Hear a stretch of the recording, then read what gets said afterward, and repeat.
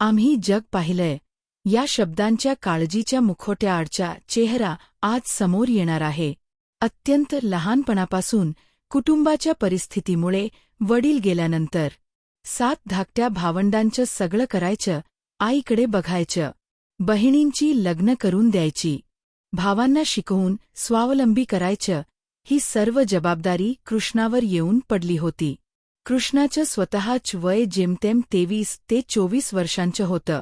20व्या वर्षी कृष्णाला नोकरी लागल्या त्याच्या आई-वडिलांनी मोठा मुलगा म्हणून त्याचं लग्न लावून दिलं होतं. कृष्णाच्या लग्नानंतर 2 वर्षांतच अचानक त्याचे वडील गेले. तेव्हा कृष्णावर आणि त्याच्या बायकोवर संपूर्ण कुटुंबाची जबाबदारी आली. आतापर्यंत त्या दोघांना मूल झालेलं नव्हतं आणि यानंतर इतक्यात मुलाचा विचार करणं हे तर त्यांना शक्यच नव्हतं. त्या काळामध्ये बायका विशेष शिकत नव्हत्या, त्यामुळे कृष्णाची बायको रमा ही सुद्धा विशेष शिकलेली नव्हती.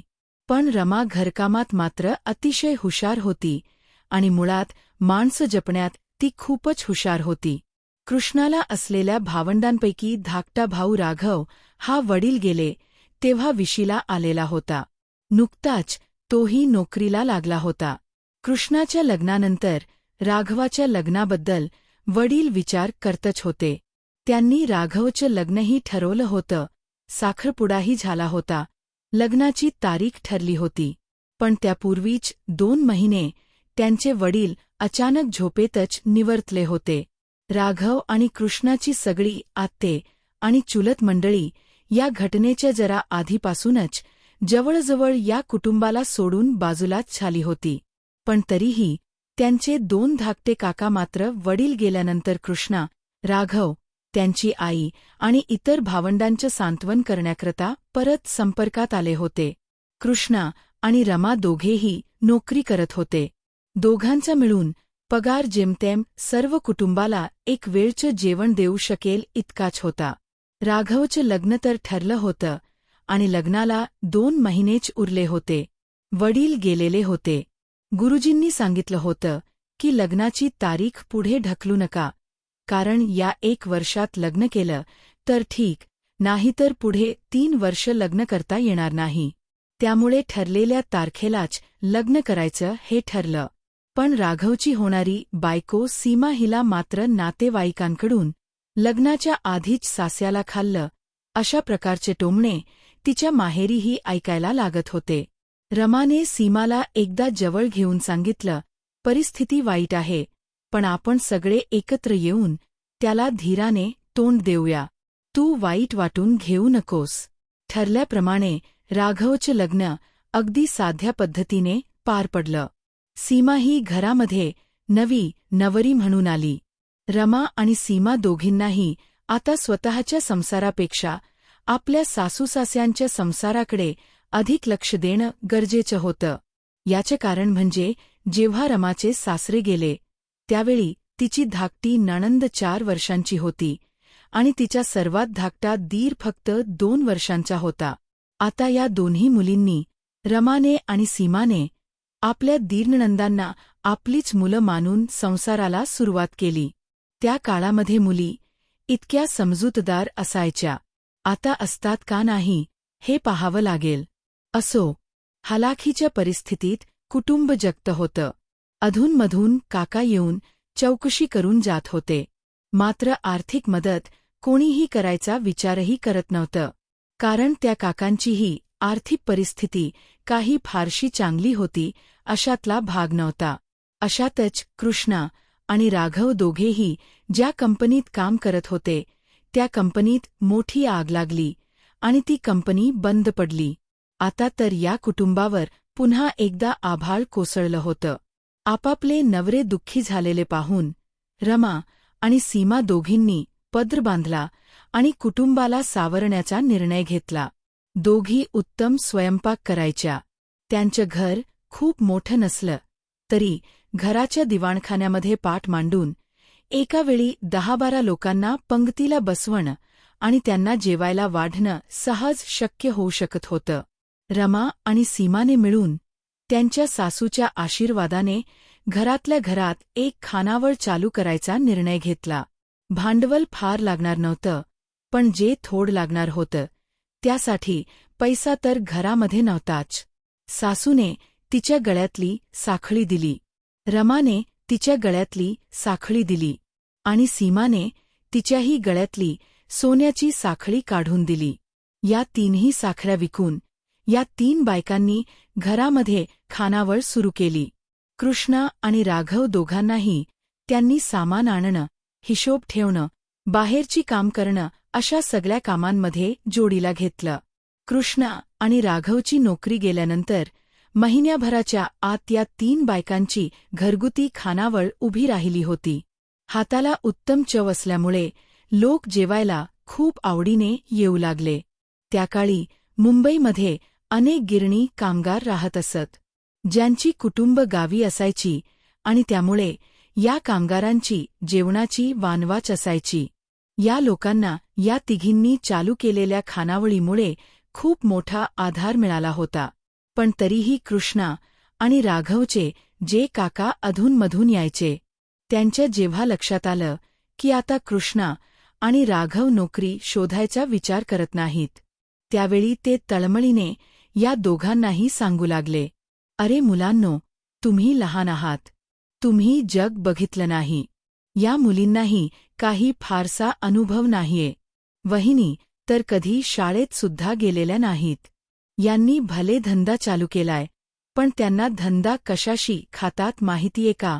तुम्हीही त्यांच्याबरोबर नाचून कुटुंबाच्या भविष्याची वाट लावू नका. त्यांना करू दे काय करायचं ते. तुम्ही आपली नोकरी शोधा आणि परत नोकरीला लागा."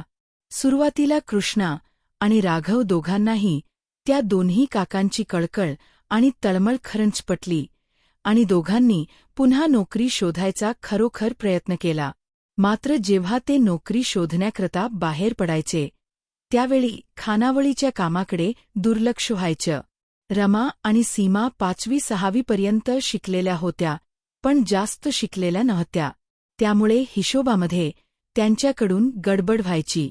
जेव्हा जेव्हा कृष्णा आणि राघव दोघेही एकत्र बाहेर पडायचे, तेव्हा अशी धांदल होत होती. मग नोकरीच्या शोधात बाहेर पडताना दोन्ही भावांनी ठरवलं की दोघांनी एकत्र बाहेर पडायचं नाही. एकाने खानावळ पाहायची आणि दुसऱ्याने बाहेर पडायचं. अनेक ठिकाणी जोडे घासूनही दोघांपैकी कोणालाच नोकरी मिळाली नव्हती. अर्थात या 3ही बायकांच्या हिंमतीमुळे आणि त्यांनी चालवलेल्या खानावळीमुळे घरातल्या लोकांना 2 वेळचं चांगलंच जेवण मात्र नीटपणे मिळत होतं. शिवाय धाकट्या भावंडांच्या शिक्षणाकरता आणि फीकरता पैशांची सोयही या खानावळीतून होत होती. एक दिवस जेव्हा कृष्णा आणि राघव दोघेही नोकरी मिळत नाही म्हणून दुःखी बसलेले होते, त्यावेळी त्यांचे दोन्ही काका पुन्हा एकदा आले. आतापर्यंत या काकांचे केस पांढरे झालेले होते. ते कृष्णा आणि राघव या दोघांना तळमळीने समजावत आहेत. असं दृश्य कोणालाही दिसलं असतं. त्यांचा एकदम धाकटा भाऊ मोहन, ज्याचे वडील गेले तेव्हा तो फक्त 2 वर्षांचा होता, तो आता 10-12 वर्षांचा झालेला होता. प्रत्येक वेळेस काकांचं बोलणं मोहन ऐकायचा, पण तो लहान असल्यामुळे काहीच बोलायचा नाही. मात्र एक दिवस जेव्हा काका कृष्णाला सांगू लागले, "तुला काय वाटतं, माझे केस काही उन्हाने पांढरे झालेत का? अरे, आम्ही जग पाहिलेलं आहे. हे असं बायकांच्या पाठीमागे लपून घरं चालत नसतात. उद्या जर का यांचे हे धंदे बंद पडले, तर तुम्ही सगळे रस्त्यावर याल. तेव्हा वेळ घालवू नकोस. नोकरी शोध." त्यावेळी आपल्या दोन्ही भावांचा चेहरा पडलेला पाहून आणि आपले दोन्ही भाऊ काहीच बोलू शकत नाहीत याची खंत वाटून मोहनचं मात्र रक्त तापलं. मोहन पटकन पुढे आला आणि म्हणाला, "काका, खरं सांगू, आम्हाला कुणालाही वाटत नाही की तुमचे केस उन्हाने पांढरे झालेले आहे." कृष्णा आणि राघव दोघांनाही मोहनने असं पटकन उत्तर दिलं हे पाहून आश्चर्य वाटलं. दोन्ही काका चिडले आणि म्हणाले, "कळतंय ना तुला? मग सांग ना आपल्या भावांना." त्यावर मोहन शांतपणे म्हणाला, "काका, मला कळते, पण माझं बोलणं अजून पूर्ण कुठे झालंय? यावर काका आश्चर्याने त्याच्याकडे पाहू लागले. मोहन पुढे म्हणाला, काका, मला वाटत नाही. मला माहीत आहे की तुमचे केस फक्त उन्हानेच पांढरे झालेले आहे. मोहनच्या या शब्दामुळे निर्माण झालेल्या धक्क्यातून दोन्ही काका सावरतात आणि कृष्णा आणि राघव यांना हे शब्द कळत आहे. तोपर्यंत मोहन पुढे बोलला, काका, तुम्हीच जग पाहिलं नसेल. तुम्ही कायम तुमच्या बाबांच्या घरात राहता. तुम्ही सुरक्षित नोकरीमध्ये आहात. आता तुमची मुलंही कमावतात. असुरक्षितता काय असते, दुःख काय असतं याचा तुम्ही अनुभवसुद्धा घेतलेला नाही. मी तर किती छोटा होतो माझे बाबा गेले तेव्हा. मी तर कळते तेव्हापासून असुरक्षितता अनुभवलेली आहे. माझ्या या दोन्ही दादांनी आणि वहिनींनी मिळून आमच्यावर कसं प्रेमाचं छत्र घातलं आहे. म्हणून आम्ही आज आहोत. काका, एक सांगू, मी लहान आहे, मला कळत नसेल, पण वहिनी आणि आजींनी चालवलेली खानावळ चालली नाही तर काय होईल? ही काळजी तुम्हाला नाहीये. तुमची काळजी वेगळी आहे.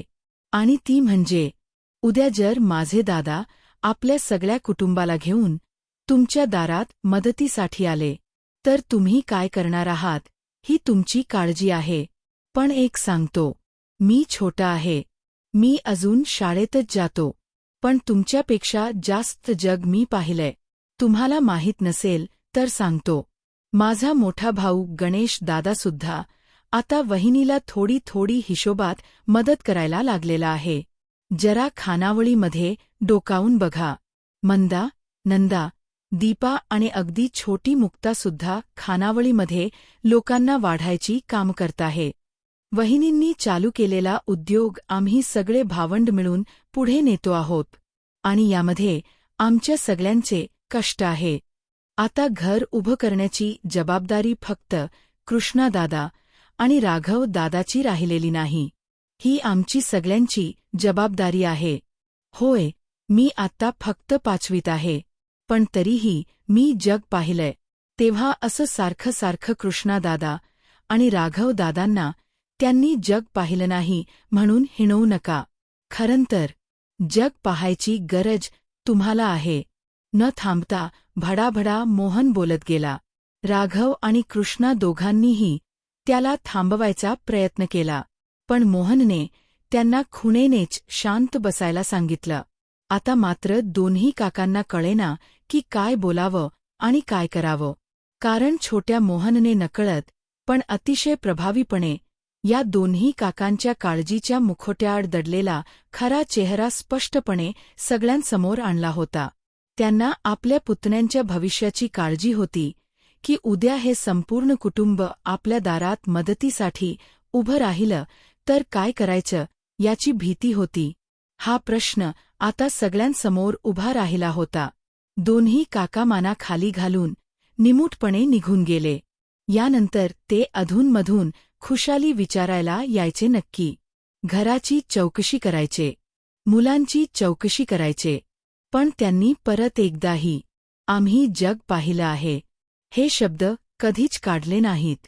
कारण त्या दिवशी त्यांना एका छोट्या मुलाने एक मोठी गोष्ट शिकवली होती. जग पाहिलंय असं सांगणं आणि जगणं समजून घेणं या दोन पूर्णपणे वेगळ्या गोष्टी आहेत.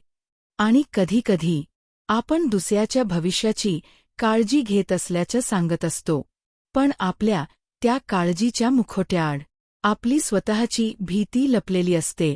म्हणूनच आपण कोणाला सल्ला देण्याआधी एकदा स्वतःला नक्की विचारूया, मी खरंच त्याचं भविष्य वाचवतोय की त्याच्या भविष्याची जबाबदारी माझ्यावर येऊ नये म्हणून स्वतःची सुरक्षितता जपतोय. ही गोष्ट तुम्हाला कशी वाटली ते कमेंटमध्ये नक्की सांगा. आणि तुमच्या आयुष्यातही कधी काळजीच्या मुखोट्याआडचा असा एखादा चेहरा तुम्हाला दिसला असेल तर ती गोष्ट आमच्याबरोबर नक्की शेअर करा. पुन्हा भेटूया अशाच एका वेगळ्या चेहऱ्याची मुखोट्याआडची गोष्ट घेऊन.